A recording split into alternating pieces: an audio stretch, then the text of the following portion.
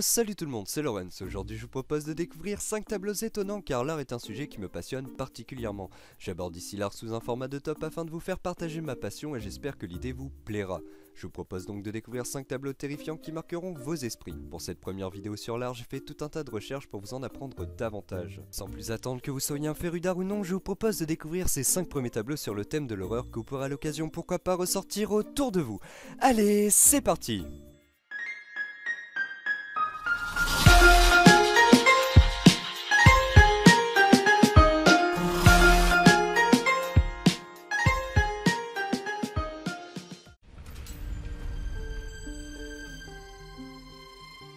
On commence tout d'abord cet épisode avec un tableau datant de la fin du XVIe siècle, inspiré du folklore gantois. Dulgriette ou Margot la Folle est une huile sur toile de Pieter Bruegel l'Ancien, inspiré de Dulgriette, personnage du folklore gantois. Dulgriette est une personnalité personnifiant l'avarice. Dans ce tableau, Bruegel l'utilise notamment pour représenter la marque de l'enfer. La peinture montre une paysanne Dulgriette qui est à la tête d'une armée de femmes en route pour piller l'enfer. Autour d'elle, les scènes de destruction dominent le paysage. D'ailleurs, vous l'avez sûrement remarqué car la couleur dominante du tableau est le rouge des flammes rappelant la couleur de l'enfer. Pour ceux qui ne l'auraient pas remarqué, le tableau possède quelques scènes assez effrayantes. En effet, Dulgriette s'avance vers la bouche de l'enfer représentée ici à gauche du tableau, et cela au milieu d'un paysage peuplé de monstres tout droit sortis de l'univers de Jérôme Bosch. On peut notamment y voir un personnage avec une bouche en forme d'anus ayant l'air très occupé à manger par cet orifice, et un peu plus loin on peut aussi distinguer un tonneau muni de membres humains et d'une figure chapeautée, rampant près de l'unique arbre du tableau. Personnellement, je ne sais pas vous, mais je n'aimerais pas retrouver ce genre de bestiole dans mes cauchemars, même les plus fous. Bref, pour ceux qui voudraient voir le tableau de leurs propres yeux, il est actuellement exposé au musée Meijer van den Berg à Anvers, en Belgique.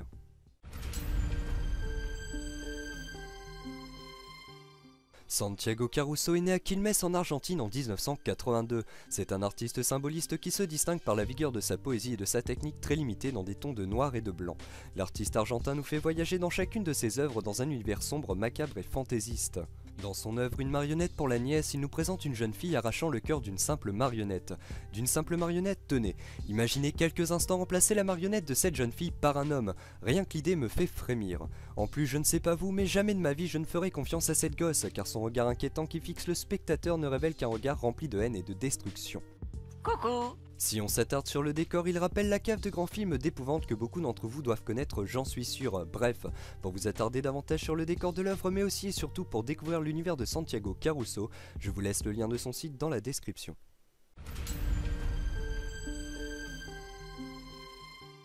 Reconnaissez-vous cet homme? Non, ne vous en faites pas, c'est normal. Cet homme s'appelle Zdzisław Beksiński, il est né le 24 février 1929 à Sanok et est mort le 21 février 2005 à Varsovie après s'être fait poignarder par son assistant.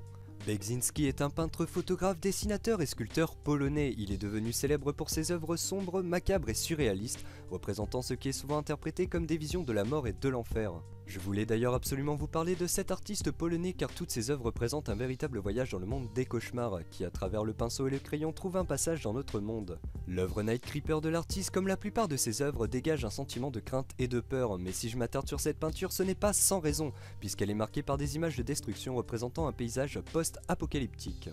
Sur cette œuvre, on remarque un être démoniaque, le tout représenté de façon très sombre et très détaillée. Le personnage en premier plan rappelle d'ailleurs le Slenderman dans une forme totalement différente de celle que l'on connaît tous. Pour réaliser ce genre de peinture, le peintre avait pour habitude de se réveiller dans la nuit et de peindre les horreurs coincées dans sa mémoire. Je ne sais pas vous, mais je n'aimerais pas me réveiller en pleine nuit avec une telle image dans la tête.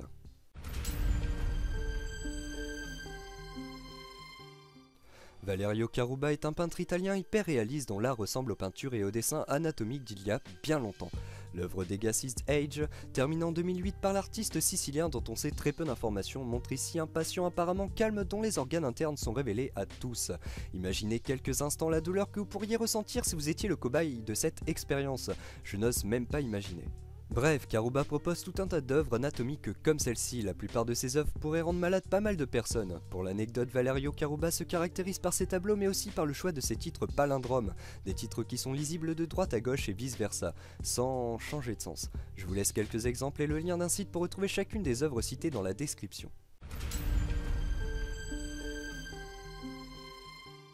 Pour terminer cet épisode, je vous propose de vous attarder sur une œuvre vraiment terrifiante, Gallowgate Laird, de l'artiste peintre écossais Ken Curry.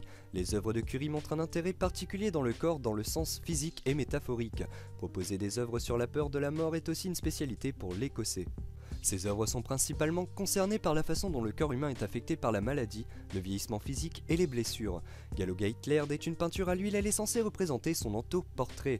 Curie, spécialisé dans les sujets socio-réalistes sombres, propose un autoportrait ici très sombre. L'ambiance glauque et très sombre du tableau pourrait en terrifier plus d'un, j'en suis sûr. Les yeux perdus nuancés par le noir ainsi que les quelques notes de rouge qui habillent ses lèvres révèlent un visage terrifiant rempli de désespoir.